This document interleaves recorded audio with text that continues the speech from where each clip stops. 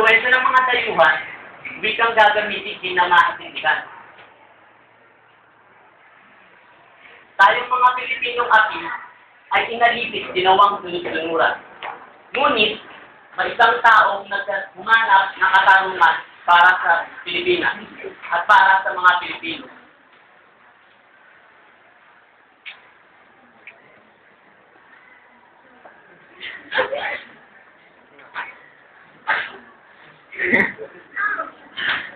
Ang pamahalaan raw ng Pilipinas ay para sa mga Pilipino at hindi para sa mga dayuhan.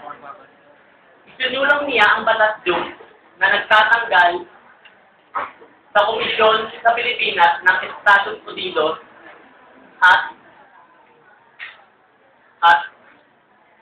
nagbibigay ng mas mataas na antas sa pamahala sa mga Pilipino.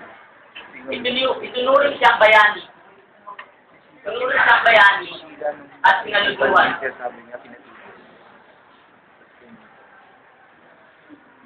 Maraming salamat sa kanya. Pilipinas ay muling niyakap ng kalayaan.